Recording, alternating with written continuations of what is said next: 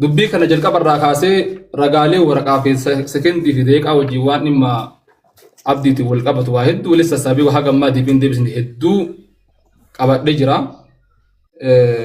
Garuu ammoo yeroo nama laalu hayyoonni gurguddaan kun hojii fi dhisanii dalagaa dhaabanii kan rafan ammoo hirriba isaanii dhiisanii dadhabbii irra oolanii osoo hin baafatee wanti jiranii. Alaa kulli haali angabaabsee amma dhimma tokko of kaasuu barbaada. Akka itti Oromoon galanni nama dugda namaa koobee booddeen dhufuudhaa itti Oromoon gaafa mammaaktu amma dubbii keessa babba'u osoo hin taane wannan irraa barbaadu abdiin viidiyoo banee arra daa'imni isaa sun bira jirantti fakkaata qarshii 300,000 komishiniin irraa fudhatti komishinii dheesii kennee yennan irraa fudhatti yoo jedhee daa'ima isaa viidiyoo banee haa kakatu quraana qabeenan kakadhaa akka an komishinii irraa fudhanne akka an komishiniif naaf hin kennine nin kakadhaa maaliif akka kennamu ragaa itti qaba kanarratti viidiyoo bahee yoo naa kakate waan duraatis waa hundaa hin dhiisa. Ifama Haidaroo kiya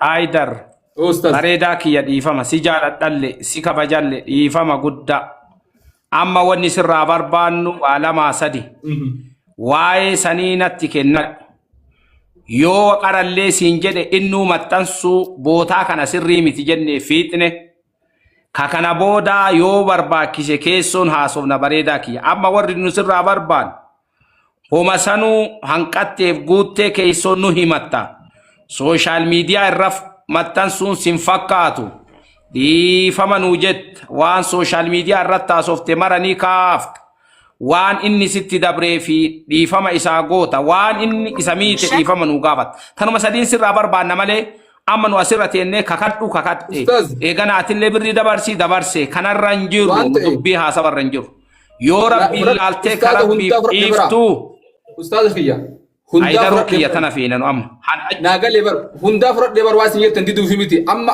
waan na ta'etu hawaasa tiyyuu abdiitu Haidar mallaqa na nyaati jedheetiin Haidar mallaqa na nyaati jedhee waan hawaasatti mee hawaasni illee nama dhukkubsatu irraa qarshii 300 nyaatte waan naan jedhee hawaasni akkasiin fudhateef malee an bar dubbiin lafattis dhumattu rakkoon qabu an ka barbaadu nin kakadhee lammaffaa ammoo mallaqas ni galchaafamu osoo isin akkan laaltan mallaqa abdiidhaa qarshii 300 yookaan mallaqa hawaasati waan ta'eef bakka hawaasni geessu naan jedhee geessuuf qophiidha. Inni ammoo viidiyoo bahee daa'ima fi qabatee balaan narra gahee kun daa'ima kiyyarra haa gahu an mallaqa kana komishinii hidhee kennee atillee komishinii ittiin irraa fudhattee haa jedhu mallaqa nama barbaadetti mallaqa hawaasati waan ta'eef bakka hawaasni barbaadetti kennuu fi geessuu hin danda'a.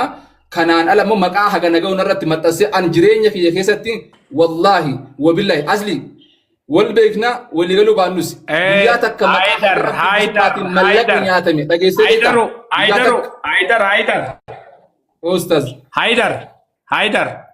Haidaroo keessa amma ila wal keessa nagalaan godhin bareedaa dhiifama guddaa wajji si jaaladha si kabajalle amma mata duree san keessan deemin yoo kaleessaa sii kenne jaalatee sii kenne amma sirraa fudhatuun ittiin jirtu waan kaleessa waliigalteen dalagan amma himuun sirrii miti jedhaa jiranu hattinnataallee miti saamichaallee miti kalaas amma wanni nu barbaannu waan dabre sanirraa qoratu miti innillee akkana naan jedhe isin qoratin atillee naan qoratin yoo mara isinii gamte keessannatu isinii ilaala ofirra fudhan ufii ifaajee dhufee shaashamannee irraa dhufee natu isinii ilaala yoo homaa rabbii kiyya saniif jedhee biraa galee ani qorattanillee dhugama na argitani dhugaan sun homaa naan gootu jettee tarabbiitiif bira ceetu qalbiin nama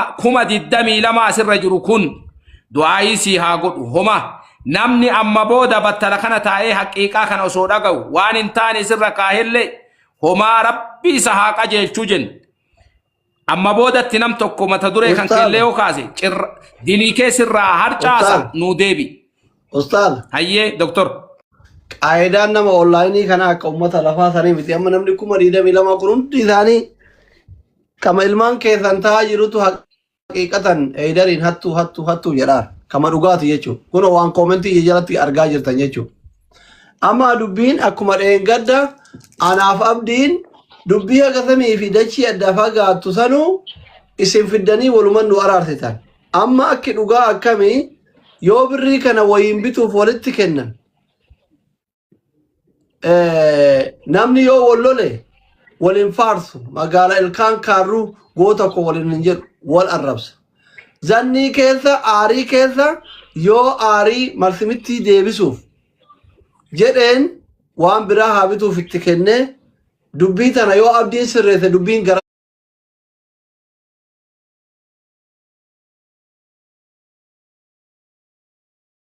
dhumatti. Yoo komishinii nyaatallee dhuguma komishinii nyaattee fedha kiyyaan sii kenne aaree akka waan ati na gaafatteetti barreessee maslaan. Yoo mootu waa bituuf walii kennanillee dhuguma irtaan abdiin dubbate yoo xumurtaroo maal gootee qabda. Yoo komishinii nyaatallee nyaate yoo nyaatin illee mootu waa aareetumaanin jedhee malee hin nyaanne obboleessa kiyyaa yoo jedhe namni abdii ilaalu jiru dhugaleen akkasuma akkasitti malee hin fayyidu dhugaan. Dr. Asli Kia. Namni kuma diidamii sadii kun koomenti ilaalu dhiifama amma akki nu goonu qoya Abu Dharri na dhageeffadhume Abazari na dhageeffadhu amma wanni jiru maali beeyta yaanni Dr. Asliin kaase bareeda waa malee tokko gaafa dhugaa Haayidarii ni baafna jenne waan Haayidar abdiin jedhe guutuu qoratuun dirqama. Akkana naan jedhee meeti laqa dabarse jedhee meeti waan akkasii yoo dalage jedhee meeti yoo jenne martinuu nu gamana qorree haqa galchinee kaan akkasi dhiisuun hin taatu. Wanni ammoo zirziriin takka fakkaatti malee dhibba uf keeysaa qabdi doktora kiyya sii galee wanni nu baasu maali yoo rabbiif jecha waan jedhe san anamma waan jedhe san keessa yoo miidhe dhiifama naa haa godhu. Yoo na miidhee jiraate rabbiif jecha dhiifama godhee fi taan keesson laalla yoo hin jedhin ummata hawaasa kennallee amma booda namni waan hin taane nama maxxansite waan ati namaan himte san rabbisiin si haa qoodu jennee dura si haa qajeelchuu du'aayi goonee yoo didde si haa qoodonnee du'aayi goonaaf. Kanaan alatti yoo Haayidarii dhugaa baafne taabdiillee ganaa baasuuf deemaarra. Isii qaan'aan umrii kenna guutuu sooshaal miidiyaan tanumarratti deemna malee asiin galu. Waan akkanaallee naan jedhe naa gaafadha jetteerta hin jenne mee ragaan maali mee ragaa waraqata fidi hin fidu waan yoo wal argina guyyaafa addaan gala nu wanni nu waliin nu araarsu maali atinlee mata duree san kaasuun dogongora yoo hanqiftellee keessoon fixannaa rabbiif jecha bira tariif namni mata duree kanaan alatti Haayidariinillee hamatu abdiillee hamatu nuti ummata keenya wali sufnee biraa deemna metedii kana keessa ture bareedaa kiyya Dr. Asli kiyya tana dabbi specialization ittiin qaba. Ummata keenya karaa kanaan deemtee sheerriyaan maal jettu ana waan garaan nyaata jira wallahi annama asiran dalaalu kana keessa akka qaatitti nama haga yaada Haayidar jibbuun qabu rabbiin na shaahida abdii wallolleen abdii kaleessa dhufe kana naa wayyaan wallahi Haayidar ani immoo dhugaa garaan nyaata dhuguma isinitti himaman amma Haayidar ijoollee biyyaati obboleessa kiyya yaanni kiyyaaf ka isaa guyya tokko walii galleen beenu kalee malee dheenka dabar yaa'ii karoora naarransaa ture mucaan kun namni asimarratti feemasii ta'ee fi geemii taphatee fi rakkoo ummataatiif gargaarsa ummataa hin beekuu jedhaa ture anaa miliyeenan ganda meeqa gargaare tana waakkataa ture mucaan kun isinii galame innummaan sagantaa qabee jaarsa dhiyoo kana makkaan geessan akkaataa birriin kaashii bu'aanatu gasti isaa seenee sirreesseef akka waan narra beekuu na arrabsaa ture Haayidar waliin feenu haqiiqatan garuu Kan kun nama kuma diidami way duratti hattuu 300 jedhama boru yoo obbolee isaa dhukkubsate innummaa yoo dhufe ummata kanatti hajame miidiyaa kanatti hannaaf kijibaan maqaan takka sibannaan wallahi ummata keessa galte ila waan Haayidar waan abdiin jedhe hunda dhiifama gaafate bakkantu sirraa qabdi yoo Haayidar yaaddan ani yoo akkatti la jumnaa ooyifii godha dhumaara koon qabu garuu egeree mucaa kana yoo birrii kana mumkin yoo waa biti jedhanii itti ergan amma yoo nyaatellee rakkoo miti. Qajeelfama takka qofa godha isiniin jedha doktora. Yoo irraa nyaatellee nyaatuun isaa kun abdii bira jirti. Abdiif rabbiin bira jirti. Yoo abdiin ergatellee ina bakka tana garaana nyaate walillee kakachiisuu baattee ijoolleen qoy abdii kiyyan dubbadha. Walillee kakachiisuu baattee anama akka qaatitti lamaanuu ija kiyya kabitaati ka mirgaati. Wallaahi garuu an Haydar abdi na way yaan isana taya post isa comment gora share gora takka Haydar comment barresen be ku jiran nagi kan ina abdi kale mai kale yu barresen biture warra ke nagen ke sodate na ergi yani barresen comment kale sa barresen fan because gargaru ni barbada bole sagiya garu jarri kun ufuma ari jiddu jiru isani wali galani umara kon qabu baramanuti ana fabdi million kudame ka jiddu ke nagara garumman ka jiru bar walitti araramne bar yaada ke na walinu arantani adagalle jollen kullaman ufuma kaysa wali lafa ummata kaysa len cinkina ummata boru itti hajamta o oloma ota abota kaysa len cinkina abdi fi Haydar wali gala wanto konu jara dubbi kan rafit dubbi lama beriyati jechota Haydar jara ture motu abdi jara ture anille jara ture abdi ifama gafanna garu bakka birri kuni bakken birri kun ummata keessa nama galche jarana media kanatti namni kijiba fannan simnan idbeliki mata ol qabaten dem to hadate gargaru dandetu wallahi bakka tana walitti nu ararsa jazakallah abdi jetta abdi ki ya wali qabate jetta dubbi tak ustad gedas dubbi tak doktor aslin dubbatani rani wani irra debun qamu tagama abdin dubbi tana sirresu dandawuda تقرأ لما تا أستاذ عبد الرحمن واجد شو برباد أستاذ طالب واجد شو برباده رب جزاء سني هاديبو ولما نجلا مقولنا واني لما نجلا قوتن أما جماعة كنت كوتش وان اسنجتن كيس سابو نجرو أني اللي مبو أنقفا كين سنتي بابا كين سن اللي تي ربي بجتش سنجالنا قروا دبين أما أسيت نمني كوما دقدمي أفوري جدار ملي namni tiktoki kana fayyadamu dubbin takka kanaan keessattuu mana aslii kanatti kanaan nama tiktoki qabu guutuu walgaa mana miliyoonaati miliyoona tokko 900 qabaa miqaallichi kana hunda walgaa nullee as keessa rabar miliyoona 900 kana keessa nullee lakkaateeti tamaam kanaaf amma dubbii tana laalee keessaan fixee taa gara birrii tana fixee dhufee isinii gabaasa jedha Yoka ammuma tana asittuu nuu fixa waan biraa namni fuundura keessan dhaabaten jiru sababbiin maali jennaan dhibba saditu barraa urga saasenirra ammoo inni kurreef naa galaa deeme rabbeettu anqara dafee naan galu yoo naa galee amma yoo laalu adaa ka inni wanna jedhu sanada wallahi naan galle edallee mana kiyya akkanu barreessaa bulan nama kuma ol kuma nama akkas turre ima barreessan dhufaniitu maal inni jedha yadhiseetu maada tokko dhufee Haydar kuma dhibba sadi jennaan sila Haydartu birrii hagaraa rakkateera jedhaa ture wallahi amma reef naa galaara mana biraatti illee akkanu barreessanii bar wallahi ma barreessan kanaaf amma wani naa gootan hawaasa kanatu waan kana barbaadam mucaan uf bichaayyuu miti warruma gasti isa waliin taa'u kana guutuma hattuunuun jedhan yoo wantu nutun hin baane aadaa miidiyaa tiktokii kanarra wal shafante sheekotiin jedhan amma akkana kanaaf wanni nuu gootan keessaan fixaa tana jechoo tana yoo kaa fixee isinii gabaasaa edanuma fixee isinii gabaasaa isinirraa fudhan dhuftanii yoo aslitti illee himtanii asliin viidiyoo takkatti hojjate addunyaan tun guutuu nun argiti yoo kaa gastiirra dhuftanii afaan lamaa yoo dubbattan namni illee jiraachoo baatu ni gaa yoo asirratti illee isinitti odoo dudee herreega keessa seenna jettanii jettan akka amma jettan tan ammoo lakkii dhugaan tana jedhee yoo abdiin illee dhugaa jiru amma baasa jedhee abdii kadha abdii Dr. Mena abdiin banuu hin danda'a furu jedhaa tanaaf waan tana akkasitti qabadhaa jedhaa abdii ati nu furii ilma kiyya abdii rakkaasaa abdii naa dubbatanii Dr.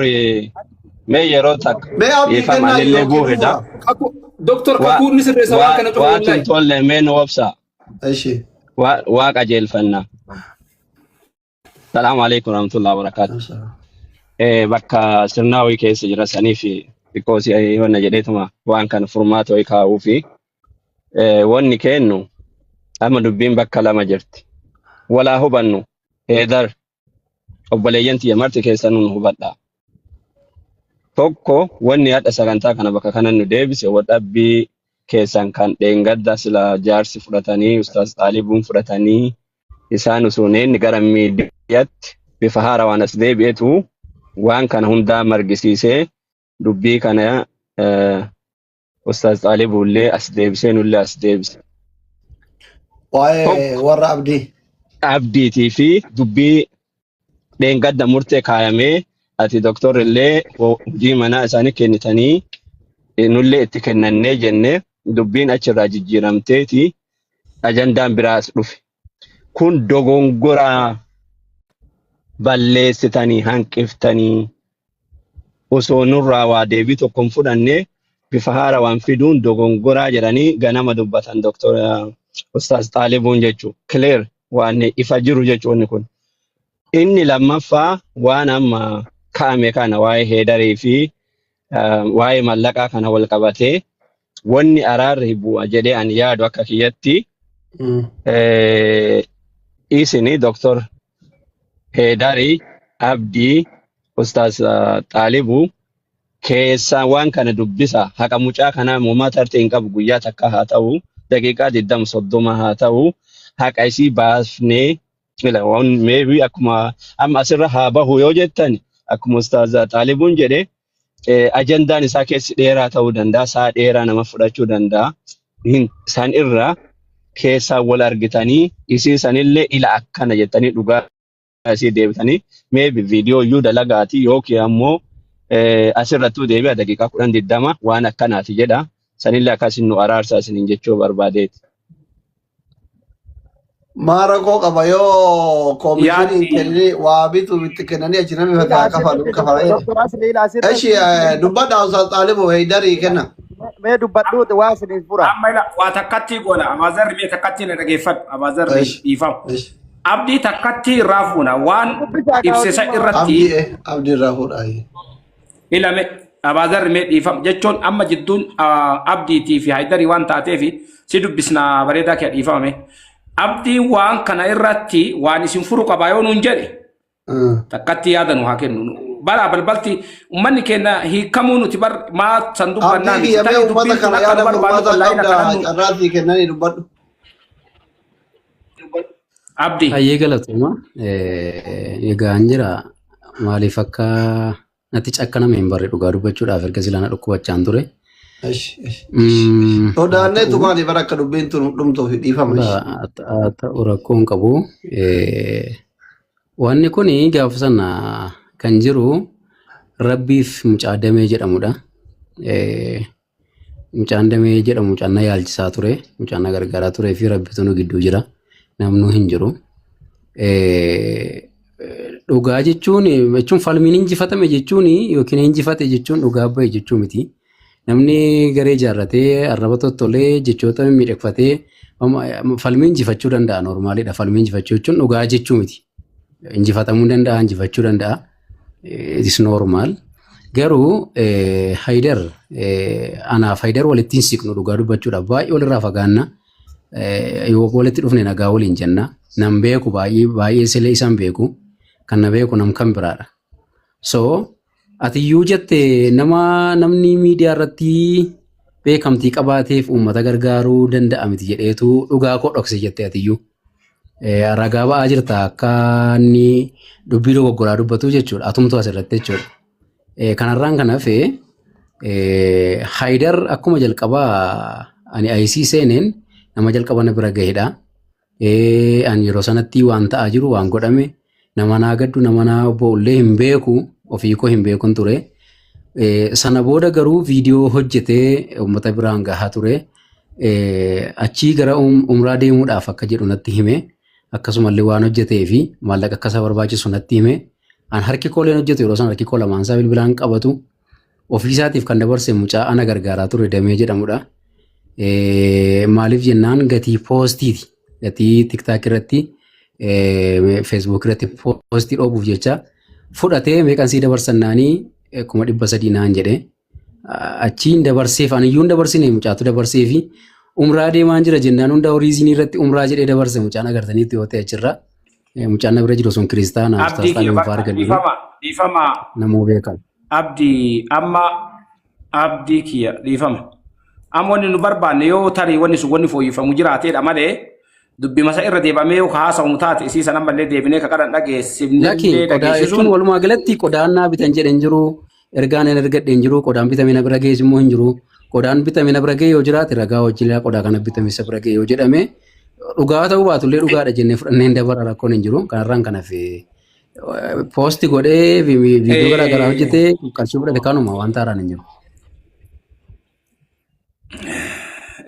Dhiifama amma akki goonu dubbiin wanni xiqqoo dubbii baasuu didee fi homa qara namni silaa wanna jedhe san irra deebamtee akkana taate sababni yoo jedhame homa san nama qara hin dhageenye illee dhageessisuu nu jalaa ta'aa jirtii fi waan saniif anamma gabaabbinatti wanni hawaasni akka waliigalaatitti illee beekuu qabu waan kana keessoon fin'aa gubbaa kanatti of yaa godhanii waan jirudha.